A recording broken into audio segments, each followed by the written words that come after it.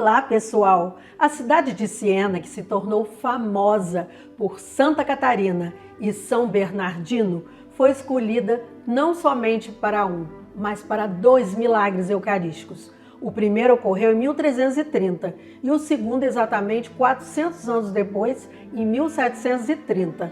O primeiro foi um milagre cruento, que havia sangue, e o segundo incruento. Ambos ainda estão preservados e permanecem sendo objeto de grande interesse e devoção. Vem comigo!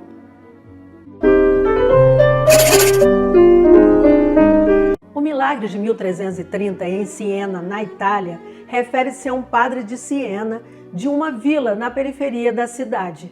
Um agricultor ficou gravemente doente e mandou chamar o padre.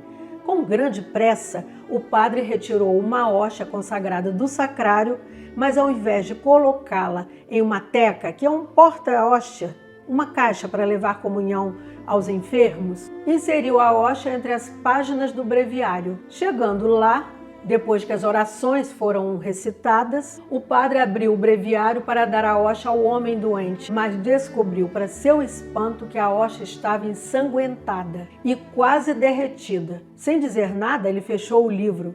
Nem o agricultor, nem ninguém na casa ficou sabendo do milagre acontecido naquele momento. No estado de profundo remorso, o padre foi para o mosteiro de Santo Agostinho, onde contou os detalhes do milagre ao padre, depois beato Simão Fidati, um homem de profunda espiritualidade que era também um célebre orador. O sacerdote mostrou ao padre Simão as 2 páginas manchadas com o sangue da hóstia e confiou o breviário aos seus cuidados. Após receber a absolvição pela maneira pecaminosa com que tratou a hóstia consagrada, o padre afastou-se da história do milagre, que continuou com o padre Simão. Após um tempo, o padre Simão removeu uma das páginas ensanguentadas e a deu de presente para seus confrades, os padres agostinianos em Perugia, que infelizmente foi perdido em 1866. A segunda página estava dentro de um vaso de prata e durante um período de agitação foi levada para Cássia,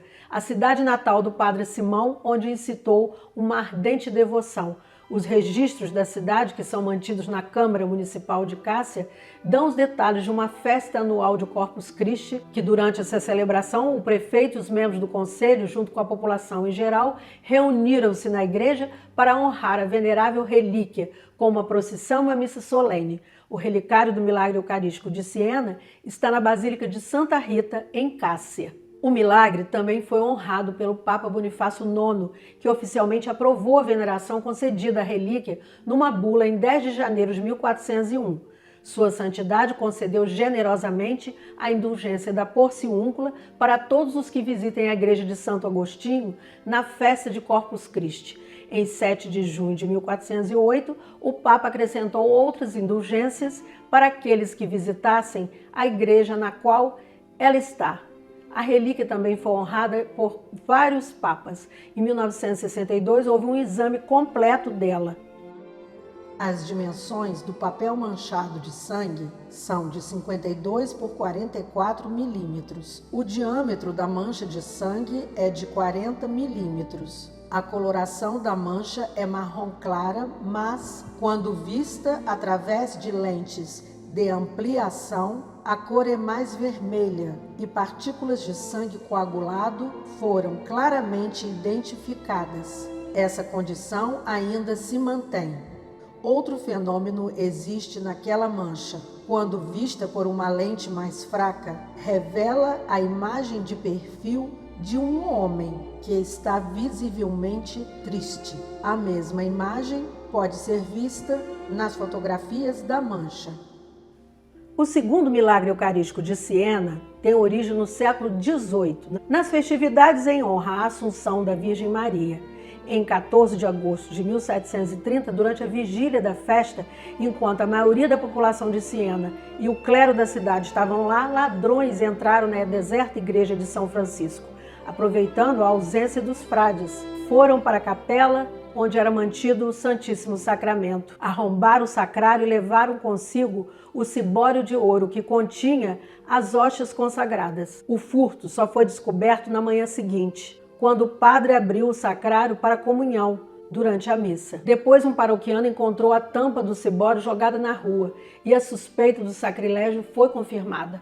As autoridades civis iniciaram uma busca pelas hóstias consagradas e pelos delinquentes que as haviam raptado. 2 dias depois, em 17 de agosto, enquanto rezava na igreja de Santa Maria, em Provenzano, a atenção de um padre voltou-se para algo branco que saía da caixa de ofertas, anexa ao genuflexório.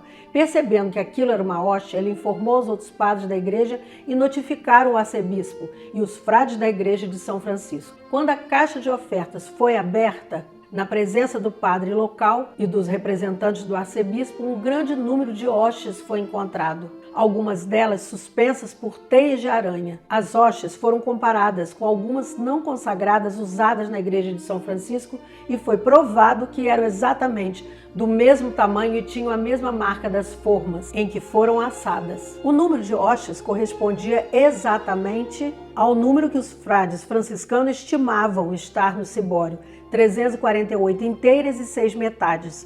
Como a caixa de ofertas era aberta só uma vez no ano, as hóstias ficaram cobertas com a poeira que havia nas caixas. Depois de serem cuidadosamente limpas, elas ficaram fechadas num cibório e guardadas dentro do sacrário do altar principal da igreja de Santa Maria. Para espanto do clero, as hóstias não se deterioraram, permaneceram conservadas e com um aroma agradável. Com o passar do tempo, os franciscanos conventuais ficaram convencidos de que se tratava de um milagre contínuo de preservação. 50 anos depois da recuperação das hóstias roubadas, uma investigação oficial foi conduzida para averiguar a autenticidade do milagre. O superior geral da Ordem Franciscana examinou as hóstias e, ao provar uma delas, achou-a fresca e incorrupta. Uma investigação mais detalhada aconteceu em 1789 pelo arcebispo de Siena, com certo número de teólogos e dignatários. Após examinarem as hóstias sob um microscópio, a comissão declarou que elas estavam perfeitamente intactas e não apresentavam nenhum sinal de deterioração. Para confirmar ainda mais a autenticidade do milagre, o arcebispo ordenou que várias hóstias não consagradas fossem colocadas em uma caixa fechada e mantidas trancadas na chancelaria. 10 anos depois, elas foram examinadas e estavam desfiguradas e murchas. Outros exames foram feitos ao longo dos anos, sendo o mais significativo em 1914, sob a autoridade do Papa São Pio X. Para essa investigação, o arcebispo selecionou um grupo de investigadores, cientistas e professores de Siena e Pisa, e teólogos e oficiais da igreja. A comissão concluiu que a preservação é extraordinária. As hóstias em questão, preparadas sem precauções científicas e mantidas sob condições ordinárias, deveriam ter causado a sua deterioração há mais de um século. Um fenômeno singular que contraria a lei natural da conservação do material orgânico. Esse é um fato único nos anais da ciência. Em 1922, outra investigação. Mais uma vez, os resultados foram os mesmos. As hóstias têm o sabor de pão ázimo, são de composição feculenta e estão completamente preservadas. Em 1950, as hóstias milagrosas foram tiradas do velho cibório e colocadas em outro mais ornamentado e suntuoso. Na noite de 5 de agosto de 1951, mais um roubo.